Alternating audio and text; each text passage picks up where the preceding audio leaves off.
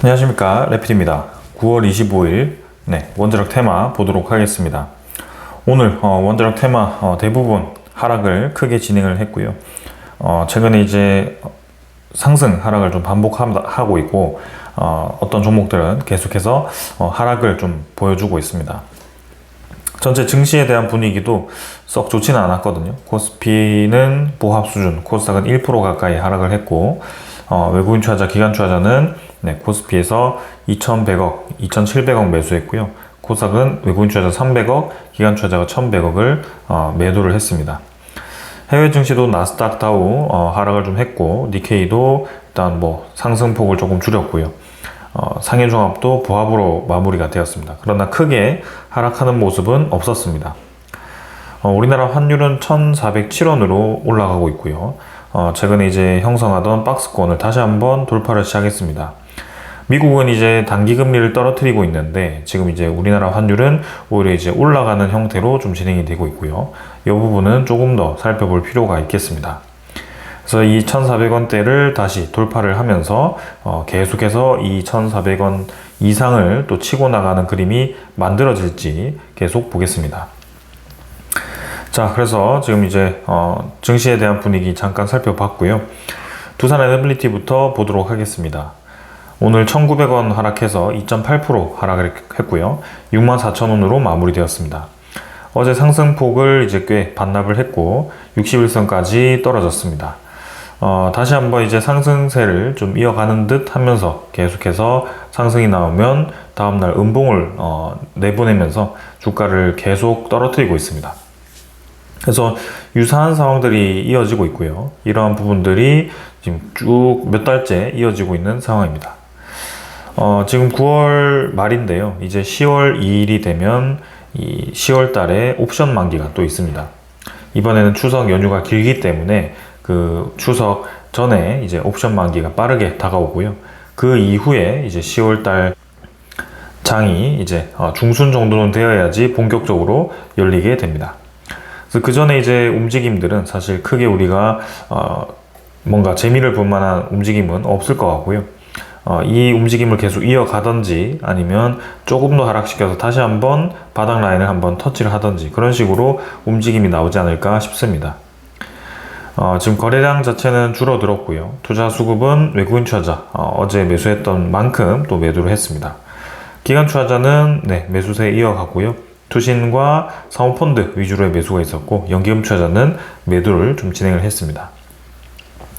자, 현대건설도 지금 바닥 라인 잡지 못하고 있고요. 계속 떨어집니다. 그래서 바닥 라인 잡지 못한 채로 쭉쭉 밀리고 있는 상황이고요. 아무래도 우리나라의 최근에 웨스팅하우스에 대한 그런 계약으로 이 국회에서 계속 압박을 하고 있는 상황입니다. 이 부분들이 지금 웨스팅하우스와 협력을 하고 있는 기업들에게도 좀 타격을 줄 수 있는 상황이 될 거라고 생각이 되고요. 웨스팅하우스에 이제 좀 유리하게 계약이 된 것은 사실입니다. 그러나 그때 웨스팅하우스와 계약을 하지 않았다면 실제로 이제 체코의 이 원전 같은 경우는 프랑스에게 유리하게 돌아갔을 가능성도 있고요. 그런 부분들을 우리가 좀 이제 그 전에 해결하지 못한 것이 많이 아쉽긴 했습니다. 그래서 그렇게 계속 왈가왈부하다가 결국에는 체코 원전까지 따내는 상황이 만들어졌고, 웨스팅하우스 같은 경우는 지금 우리나라의 로열티를 받고 진행을 하게 될 겁니다. 만약 이제 우리가 웨스팅하우스와 합의를 하지 못했다면 우리나라가 제시하는 이 안들을 웨스팅하우스가 아주 강경하게 반대했을 가능성이 크고요. 그런 부분들이 지금 체코 원전이 지연되거나 불발이 되었을 가능성이 있고, 그 이후에 우리가 폴란드라든지 이 아시아라든지 그 외에 북미라든지 이런 쪽에 진출할 수 있는 기회가 있었다고 하더라도 사실상 진출하는 족족 웨스팅하우스가 소송을 걸었을 가능성이 큽니다. 그럼 이제 체코의 첫 프로젝트가 웨스팅하우스에 의해서 저지되는 상황을 봤다면 당연히 폴란드라든지 아시아 그런 다른 유럽 국가들을 우리가 시도를 하더라도 그러한 불확실성을 떠안고 우리나라를 선택하기가 어려울 겁니다. 그래서 그런 부분들이 굉장히 힘들었을 거고요. 그리고 웨스팅하우스를 이제 배척함으로써 이제 그런 이제 대형 원전 건설에 있어서 미국 시장에서의 협력이 굉장히 어려웠을 가능성이 큽니다. 그럼 모든 이제 이 시장에 대한 흐름들을 우리가 살펴봐야 되는 거고요. 단순히 이제 계약만 들여다보고 거기에 대한 왈가왈부를 따지는 것은, 정보를 따지는 것은 상당히 좀 이제 좁은 시야가 아닐까 싶습니다. 그런 면에서 지금 많이 아쉽고요. 현대건설도 그런 이 리스크, 그 다음에 건설 리스크 이런 것들이 겹치면서 계속 떨어지고 있는 상황입니다. 외국인 투자자 25,000주 매도를 했고요. 기관 투자자도 64,000주를 매도했습니다. 양매도 진행되었고, 네, 계속해서 약한 모습 나오고 있습니다. 한전 캠피스도 지금 이제 점점 고점이 낮아지는 추세로 좀 주가가 눌러지고 있는 상황이고요. 하방 이 지지 라인을 지지하면서도 고점을 점점 낮추는 패턴, 오히려 이런 상황에서는 거래량이 좀 터지면서 오히려 아래로 뚝 떨어질 수도 있는 그런 상황입니다. 그런 부분들을 좀 주의를 해야 될 것 같고요. 한전기술도 마찬가지, 지금 계속해서 아래로 주가가 밀리고 있는 상황에서 이런 이제 지지 라인을 지지하는 듯 하면서 또 한번 툭 떨어뜨릴 수가 있습니다. 그거는 어떠한 이슈가 될지 모르고요. 다시 한번 웨스팅하우스 이슈를 활용할 가능성도 있기 때문에 그런 부분들을 주의해야 된다. 한국전력도 마찬가지, 일단 최근에 좀 계속 떨어지는 분위기 이어지고 있고요. 좀 넘어가도록 하겠습니다. 자, S&T 에너지도 3.4% 떨어졌고요. 네, 최근에 약한 모습입니다. S&T 에너지는 원자력 말고도 LNG, 그 다음에 조선 관련된 움직임도 같이 있는데 같이 좀 떨어지고 있고요. 최근에 한미 무역 협상이 이제 합의가 잘 진행이 되지 않음으로써 그런 부분들이 불확실성으로 계속 자리를 잡고 있습니다. 그래서 외국인 투자자 지금 매도를 하고 있고요. BHI도 올라가는 듯 다시 그대로 상승분 반납했고요. 일별 거래량도 100만 주 정도, 투자 수급은 외국인 투자자가 지금 9월 16일부터 아주 많은 매도를 하고 있습니다. 그래서 거의 이제 한 150만 주, 200만 주 가까이 매도를 했고요. 기관 투자자가 이제 매수를 좀 했는데, 일단 최근에 외국인 투자자의 매도가 굉장히 강합니다. 성광밴드도 지금 2% 정도 떨어졌고 32,850원 진행되었습니다. 마찬가지 이제 장 후반까지 밀리면서 진행되었고요. 최근에는 이제 음봉에 대한 움직임이 굉장히 많죠. 그래서 올라가는 듯 계속 눌러지고 있기 때문에 조금 더 이제 우리나라와 미국과의 그런 협상이 좀 잘 되기를 기대를 해봐야 될 것 같습니다. 외국인 투자자 하루 만에 이제 9만 주 매도했고요. 기관 투자자도 이틀 정도 매수를 해서 연기금 투자자 매수했는데 크게 주가에는 영향을 주지 않았습니다. 그리고 태용이 이제 가장 많이 하락을 했고요. 6%까지 빠졌습니다. 그래서 최근에 이제 이 지지 라인을 다지지 못하고 계속 빠지고 있는 모습이고요. 현대건설과 매우 비슷한 모습입니다. 121선을 지지하는 듯 보이지만 사실 이제 이 매수에 대한 수급이 받쳐지지 않음으로써 적은 거래량으로도 떨어지는 모습이 있고요. 특히 계속해서 나타나는 이제 한국 IMC에 대한 움직임들, 이런 반복적으로 나타나는 수급들이 주가를 끌어내리는데 한 몫을 하고 있다고 생각이 듭니다. 기관 투자자가 오늘 많은 매도를 했고요. 9만 주 정도. 그 많은 매도 중에 투신 투자자가 계속 주도적으로 주가를 늘리고 있습니다. 그리고 사모펀드도 같이 매도를 했고요. 그래서 투신이 최근에 이 9월 4일부터 해서 주가를 계속 끌어내리고 있는 상황인데요.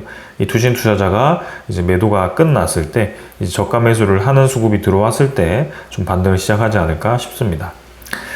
우진도 이제 상승을 좀 멈추고 조정을 좀 받았는데요. 15,050원. 그래도 굉장히 높죠. 그래서 장 초반엔 강했지만 후반으로 갈수록 좀 밀렸는데요. 이슈가 이제 좀 끊어지고 이렇게 이제 거래량이 줄기 시작한다면 우진도 좀 더 조정을 받으면서 이런 고점 이후에 이 고를 한 번 더 만들 가능성이 있습니다. 그래서 추가적인 조정이 나올 수 있고요. 기관 투자자가 좀 많은 매수를 해주고 있는데 조금 더 지켜보도록 하겠습니다. 자, 그래서 오늘 간단하게 이제 차트를 보고 넘어가도록 하고요. 중요한 이제 소식들을 가져와 봤습니다. 자, 우리나라는 계속해서 원전에 대한 움직임들이 좀 애매하게 진행이 되고 있습니다. 고리 2호기의 계속 운전에 대한 의결이 또 불발이 되었고요. 10월에 재논의를 하기로 했다라고 합니다. 검토에 더 많은 시간이 필요하다라는 얘기인데요.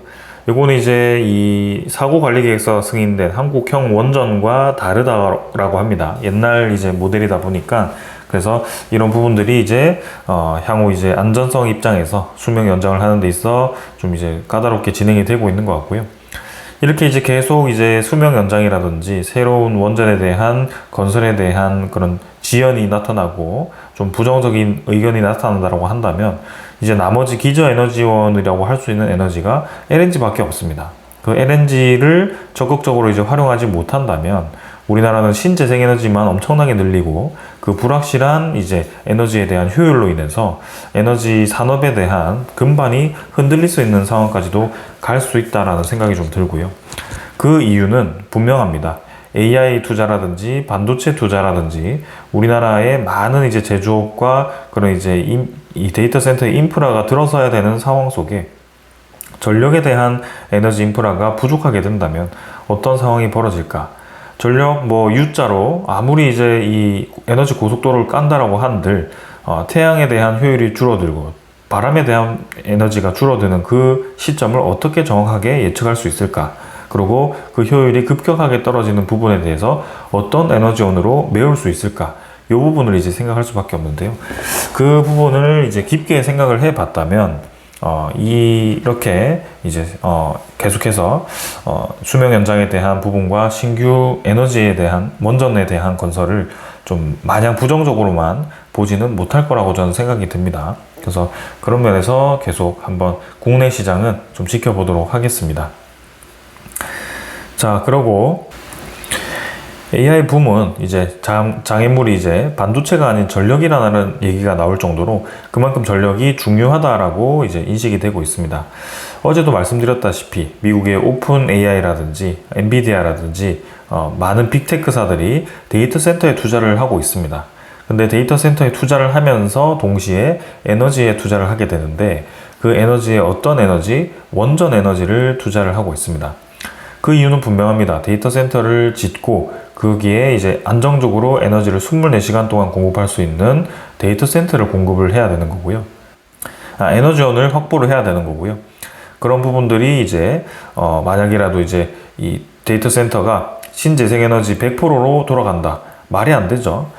밤에는 재생이 불가능하고 그 다음에 바람이 불규칙하게 부는 태풍이 지나가는 기간이라든지 혹은 이제 이 밤낮이 이제 바람 방향이 바뀌는 해상 풍력이라든지 그런 부분들이 상당히 어렵다는 겁니다. 그래서 그 부분을 신재생에너지로 일부 채우더라도 기저에너지원은 무조건 필요할 수밖에 없는 상황이고 그게 지금 미국 내에서도 필요한 것으로 인지되어서 원전 에너지를 아주 적극적으로 활용하기 시작합니다. 어떻게 보면 이제 신재생에너지 애매하게 끼울 바에 SMR과 그 다음에 대형 원전 다시 연결해서 바로 그냥 에너지 공급만 받을 수 있게 하는 그런 시스템을 지금 이 빅테크사들이 고려를 하고 있고요. 많은 투자자들이 거기에 몰두를 하고 있습니다. 자, 그래서 세계화 후퇴와 인공지능에 대한 수요가 이 인프라 투자 기회를 만들어내고 있다라는 분석이 나오고 있다. 그래서 이 부분들이 이제 맥쿼리 그룹과 브룩필드 자산운용의 최고 경영자들이 얘기를 한 거고요. 앞으로 이제 AI에 대한 전력 인프라가 상당히 중요하다는 것을 이제는 인지를 할 수가 있습니다. 자, 그리고 이제 오픈 AI와 엔비디아도 1000억 달러 베팅을 했고요. 근데 여기에 대해서도 이제 AI 거품론이 등장을 하기 시작합니다. 며칠 전에 이제 파월 의장이 증시가 너무 과도하게 올라갔다. 그래서 그 부분에 대해서 좀 경계를 해야 된다라고 얘기를 했는데요. 그게 또 AI 거품론과 연결이 되었습니다. 닷컴 버블과 대잡이다라는 얘기가 나오고 있는데요. 이 닷컴 버블과는 조금 다른 것은 최근에는 이제 AI를 활용된 이 생산성을 우리가 볼 수가 있습니다. 실제 버블이라는 것은 이 예측보다 뭔가 이 기대감이 크거나 좀 더 이 우리가 생산성이 직접적으로 없는데도 불구하고 부풀려져 있거나 그런 식의 좀 상황인데 지금은 AI를 활용된 이 생산성 있는 제품들이 계속 나오기 시작하고요. 여러분들 AI를 잘 모른다고 하더라도 이제 휴대폰이라든지 그런 이제 채팅 프로그램이라든지 챗 GPT 그 다음에 자동차에도 AI, 가전에도 AI 모든 곳에 AI가 들어가게 됩니다. 근데 그 많은 AI를 어디서 이제 만들게 되는가? 결국엔 데이터 센터를 활용해서 그 서버를 활용해서 계속 학습을 시키는 게 이 AI를 만들어내는 거고요. 각 국가, 각 기업들이 각각의 모델을 다 가지게 됩니다. 그래서 엄청나게 많은 이제 학습이 필요하고 거기에 각각의 기업들, 각각의 국가에 필요한 서버들이 있을 텐데 그거를 다 데이터 센터로 만들고 지금 진행을 하고 있다. 그리고 AI에 꽂힌 이제 이 로봇 휴머노이드가 등장하기 시작했고 휴머노이드의 피지컬 AI가 이제 접목이 된다면 정말 이제 이 로봇 공장이 자동화 공장이 만들어지는 겁니다. 그럼 이제 또 공장에 대한 생산성이 높아지게 되고요.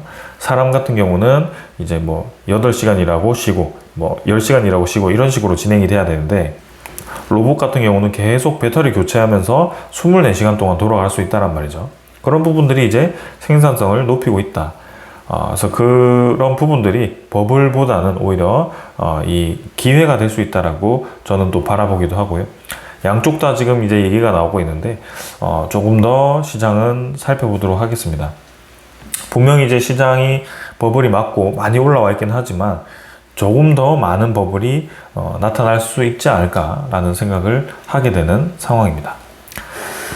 자, 그리고 이제 우리나라가 최근에 이제 계속 그 원자력 관련된 이 협상과 그 다음에 마스가 조선업에 대한 협상이 늦어지는 이유가 미국이 이 관세 협상에 대해서 계속 말바꾸기를 하거나 좀 이제 우리나라를 압박하기 위한 전략으로 좀 여러 가지를 활용하고 있다는 생각이 좀 듭니다. 오늘 같은 경우는 EU도 자동차 관세를 좀 낮췄고요. 우리나라만 남겨놨습니다, 지금. 그래서 큰 틀에 합의를 한 이 국가 중에 우리나라만 유일하게 지금 이제 관세에 대한 인하를 못 받은 상황인데요. 마지막까지 신경전을 벌일 것 같습니다.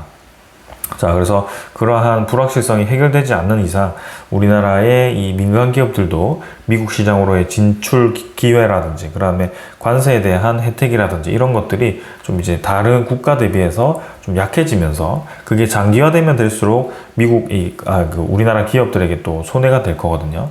그런 부분들이 계속 주가에 좀 불확실한 영향을 주고 있는 것 같습니다. 자, 하지만 지금 이제 두산 에너빌리티를 비롯해서 많은 기업들이 이 전력 인프라에 대한 증가를 기대를 하고 있고요. 특히 두산 에너빌리티 SMR 설비를 증설할 전망인데 앞으로 이 연간 이제 20개를 생산할 수 있는 설비를 확보해야 된다. 그리고 12기가와트가 지금 이제 엑스에너지와 뉴스케일 파워로부터 6기가와트씩 SMR 계약 추진이 되는데 이게 다 진행이 되면 5년치 일감을 이미 확보를 했다라고 얘기를 하는 겁니다. 그만큼 지금 두산 에너빌리티 이 SMR을 활용해서 얻을 수 있는 수익이 상당히 크다라는 것을 우리가 알 수 있는 대목입니다. 자, 그래서 점점 이제 많아지는 이 수익성들을 어떻게 우리가 바라볼지 그거를 이제 기다려 봐야 될 것 같고요. 전 세계 시장은 확실히 어느 방향으로 갈지 정해져 있습니다. 그러나 우리가 봤을 때는 현재 주가가 어느 방향으로 갈지 정해지지 않은 것처럼 보입니다. 주가가 이제 고점 대비해서 꽤 많이 내린 종목들도 있죠. 그러나 결국에는 다시 한번 큰 이 틀의 전력 인프라 투자와 함께 힘을 받아서 좀 올라가지 않을까 싶고요. 그 계기는 우리나라의 10월 달에 열리는 APEC 회의에서 이제 한미 무역 협상을 마무리 짓는 그런 계기가 될 수도 있고요. 혹은 뭐 그 뒤가 될 수도 있겠죠. 그런 부분들이 좀 이제 기다려집니다. 한편으로 이제 우리나라에서 계속해서 뭔가 이잡듯이 웨스팅하우스에 대한 합의, 불공정한 합의다. 그거 철회해야 된다. 누가 계약했냐, 어떻게 계약했냐, 그거를 샅샅이 뒤지는 거에 혈안이 되어서 이렇게 하는 것보다는 앞으로 이 상황을 어떻게 타개할지, 그리고 그렇게 될 수밖에 없었던 이유가 무엇 때문인지, 앞으로 그런 이 주도권을 뺏기지 않으려면 어떻게 해야 될지를 우리가 생각을 해야 되고요. 그나마 잘하는 이 기술력을 밀어줘서 그런 특허권을 먼저 선점할 수 있도록 기업들을 밀어주거나 신규 원전 건설을 통해서 그 실증로를 확보해 주거나 그런 식의 움직임이 필요합니다. 국내도 안 돼. 수출만 해. 근데 수출하려고 하니까 주도권 뺏겨 있어. 근데 그거 누가 계약했냐, 합의했냐, 계속 그것만 따지고, 그 다음에 이 수명 연장도 안 돼. 이 원전 조직을 쪼개서 환경부에 들어와. 그러고 하나는 또 딴 데 가. 이런 식으로 해버리면 도대체 뭘 하라는 건지 저는 이해를 할 수가 없습니다. 실용적이면 실용적인 것답게 좀 이제 진행을 했으면 좋겠고요. 그런 부분들을 좀 더 유도리 있게 진행을 했으면 하는 좀 바람입니다. 자, 오늘 여기까지 하고 마무리 하겠습니다. 감사합니다.